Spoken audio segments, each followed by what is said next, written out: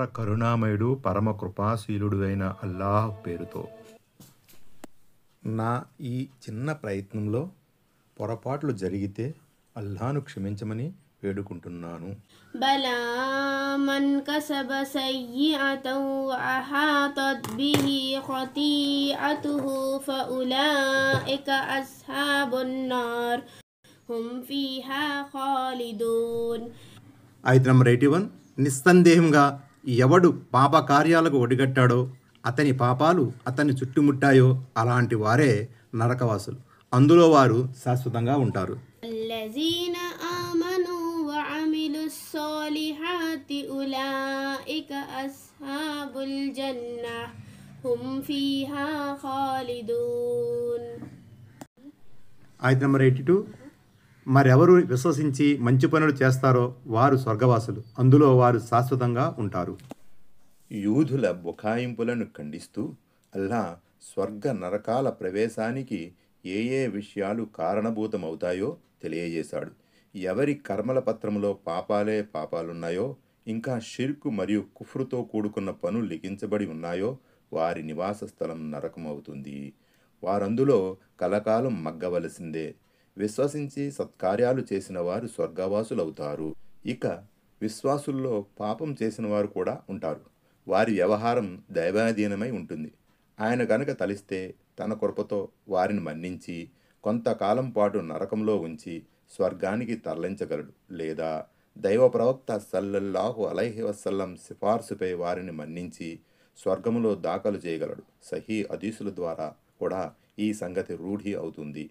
ఇదే అహ్లే సున్నత్ వారి విశ్వాసము. وَإِذْ أَخَذْنَا مِيثَاقَ بَنِي إِسْرَائِيلَ لَا تَعْبُدُونَ إِلَّا اللَّهَ وَبِالْوَالِدَيْنِ إِحْسَانًا وَذِي الْقُرْبَى وَالْيَتَامَى وَالْمَسَاكِينِ وَقُولُوا لِلنَّاسِ حُسْنًا وَأَقِيمُوا الصَّلَاةَ وآتوا الزكاة ثم توليتم إلا قليلا منكم وأنتم معرضون.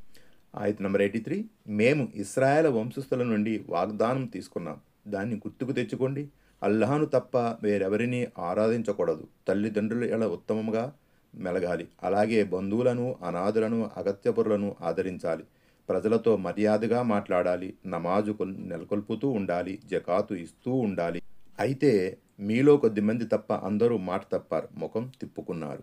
وَإِذْ أَخَذْنَا مِيثَاقَكُمْ لَا تَسْفِكُونَ دِمَاءَكُمْ وَلَا تُخْرِجُونَ أَنفُسَكُمْ مِنْ دِيَارِهِمْ ثُمَّ أَقْرَرْتُمْ وَأَنْتُمْ تَشْهَدُونَ. సూర నంబర్ 84. పరస్పరం రక్తం చిందించరాదని, చంపుకోరాదని, తోటి వారిని వారి నివాస స్థలాల నుంచి బహిష్కరించరాదని మీ నుండి వాగ్దానం తీసుకున్నప్పుడు దానికి మీరు అంగీకరించారు. ఆ విషయానికి స్వయంగా మీరే సాక్షులు. ఇశ్రాయేల్ సంతతి నుండి తీసుకున్న వాగ్దానాన్ని గురించి అల్లాహ్ వివరించాడు. కానీ ఈ వాగ్దానాన్ని కూడా వారు భంగపరిచారు. ఈ వాగ్దానంలోని మొట్టమొదటి అంశం ఏకదైవారాధన. ప్రవక్తలందరి సందేశం కూడా ఇదే. ఈ అంశాన్నే వారు తమ సందేశ కార్యక్రమానికి మూలంగా తీసుకున్నారు. అంబియా సూర 25వ ఆయతు ద్వారా, ఇతర ఆయతుల ద్వారా ఇది స్పష్టమవుతుంది. ఏకదైవారాధన తరువాత తల్లిదండ్రుల ఎడల మంచిగా మెలగాలని ఆదేశించబడింది. దైవారాధన ప్రస్తావన వచ్చిన వెంటనే తల్లిదండ్రులతో ఉత్తమ వ్యవహారాన్ని గురించి పేర్కొనడం విశేషం. అల్లాను ఆరాధించడం ఎంత అవసరమో తల్లిదండ్రుల ఎడల సత్ప్రవర్తన కలిగి ఉండడం కూడా అంతే అవసరం. అందులో ఎలాంటి లోటు కనబరచకూడదు. ఖురాన్లో అల్లాహ్ చాలా చోట్ల తన ఆరాధన గురించి చెప్పిన తరువాత వెంటనే రెండో స్థానంలో తల్లిదండ్రుల పట్ల విధేయత కనబరచాలని, వారి పట్ల అత్యుత్తమంగా మెలగాలని ఆదేశించాడు. దీని ద్వారా తల్లిదండ్రులకు విధేయత చూపడం ఎంత అవసరమో బోధపడుతుంది. తల్లిదండ్రుల తర్వాత ఆత్మీయుల, అనాథల, అగత్యపరుల వంతు వస్తుంది. వారితో కూడా మృదువుగా వ్యవహరించాలి. ఈ విషయాలకు ఇస్లాంలో ఎంతో ప్రాముఖ్యం ఉంది. మహాప్రవక్త ముహమ్మద్ సల్లల్లాహు అలైహి వసల్లం కూడా వీటిని గురించి పలు విధాలుగా నొక్కి వక్కాణించారు. ఈ వాగ్దానములో నమాజును నెలకొల్పడం గురించి, జకాత్ విధిగా చెల్లించవలసిన దానాల గురించి కూడా వచ్చింది. ఈ రెండు అంశాలు వెనుకటి షరియతులలో జీవన ధర్మాలలో కూడా ఉండేవి. దీన్ని బట్టి వీటి ప్రాముఖ్యం ఎటువంటిదో అర్థం చేసుకోవచ్చు. ఇస్లాంలో కూడా ఈ రెండు ఆరాధనలు ఎంతో ముఖ్యమైనవి. ఈ రెంటిలో ఏ ఒక్క దానిని త్రోసిపుచ్చినా లేక దాని పట్ల వైముఖ్యం కనపరిచినా అది ధిక్కార కుఫ్ర్ వైఖరిగా భావించబడుతుంది. హజరత్ అబూబకర్ సిద్దిక్ రజల్లాహు తన ఖిలాఫత్ కాలంలో జకాత్ చెల్లించడానికి నిరాకరించిన వారితో ధర్మయుద్ధం జిహాద్ చేస్తానని ప్రకటించడం ఈ సందర్భంగా గమనార్హం. Ayat number 85.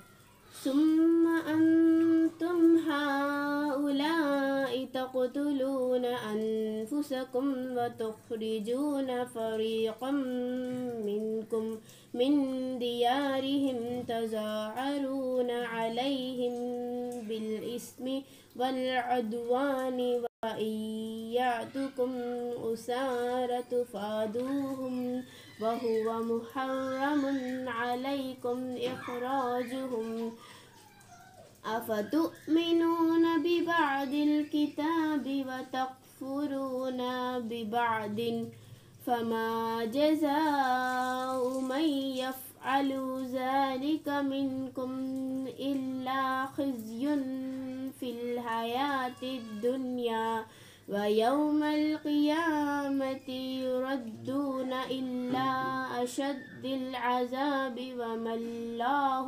بغافل عما تعلمون. ఆయత్ నంబర్ 85.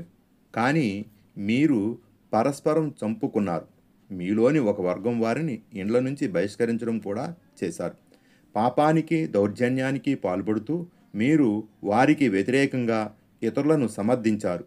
మరి వారు బందీలుగా పట్టుబడి మీ వద్దకు వచ్చినప్పుడు మీరు వారి కోసం నష్టపరిహారం ఇచ్చిన మాట వాస్తవమే. కానీ మీరు వారిని వెళ్ళగొట్టడమే అధర్మం. అప్పుడు మీరు దాన్ని అస్సలు లెక్క చేయలేదు. ఏమిటి, మీరు కొన్ని ఆజ్ఞలను విశ్వసించి మరికొన్నిటిని తిరస్కరిస్తున్నారా?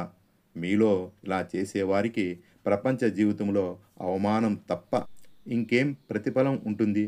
ఇక ప్రళయ దినాన వారు మరింత కఠినమైన శిక్ష వైపు మరలించబడతారు. అల్లాహకు మీ చేష్టలు తెలియకుండా లేవు. మహాప్రవక్త సల్లల్లాహు అలైహి వసల్లం మదీనాకు రాకముందు అన్సార్ వర్గంలో ఇస్లాంకు పూర్వం వీరు అవిశ్వాసులుగా ఉండేవారు. 2 తెగలుండేవి. ఒకటి ఔస్, 2 హజ్రజ్. ఇవి 2 అనునిత్యం పరస్పర కత్తులు దూసుకునేవి. అలాగే మదీనాకు చెందిన యూదులలో 3 తెగలుండేవి. ఒకటి బను ఖైనుజా, 2 బను నజీర్, 3 బను ఖురైజా. ఈ 3 తెగలు కూడా పరస్పరం కయ్యానికి కాలు దువ్వేవి. బను ఖురైజా ఔజ్ తెగకు మద్దతివ్వగా బను ఖైనుఖా మరియు బను నజీర్ ఖజ్రజ్ తెగకు అండగా నిలిచేవి. యుద్ధ సమయాలలో వారు తమ తమ కూటములకు సహాయ సహకారాలు అందించేవారు. ఫలితంగా వారు తమ మతానికే చెందిన వారిని చంపడం, ఇండ్ల నుండి వెళ్ళగొట్టడం లాంటి పనులు చేసేవారు. మరి చూడబోతే తౌరాతు గ్రంథం ప్రకారం ఇలా చేయడం నిషిద్ధం. విచిత్రం ఏమిటంటే తమ మతానికి చెందిన యూద తెగలు యుద్ధ ఖైదీలుగా పట్టుబడితే నష్టపరిహారం చెల్లించి మరీ వారిని విడుదల చేయించేవారు. అదేమంటే తౌరాతులో ఈ విధంగా ఆదేశించబడింది అని అనేవారు. యూదుల ఈ పరస్పర విరుద్ధమైన వైఖరిని దృష్టిలో పెట్టుకుని వారు షరియత్ను మైనపు ముద్దలా చేసుకున్నారని, గ్రంథంలోని కొన్ని విషయాలను విశ్వసిస్తూ మరికొన్ని విషయాలను ప్రక్కన పెడుతున్నారని చెప్పబడింది. దైవాదేశాలను నిర్లక్ష్యం చేసి సోదర సంహారానికి పాల్పడడం, ఇండ్ల నుంచి వెళ్ళగొట్టడం, వారికి వ్యతిరేకంగా ఇంకొకరికి సహాయపడడం వారి షరియత్తులోనే అధర్మంగా ఖరారు చేయబడింది. కానీ వారు ఈ 3 నిషిద్ధాజ్ఞల్ని ఉల్లంఘించి ఆ తరువాత నష్టపరిహారం చెల్లించి ఖైదీలను విడిపించమనే ఆజ్ఞను పాటించసాగారు. ఈ 3 విషయాలకే గనక వారు కట్టుబడి ఉండే పక్షంలో అసలు నష్టపరిహారం చెల్లించవలసిన అగత్యమే ఏర్పడేది కాదు కదా.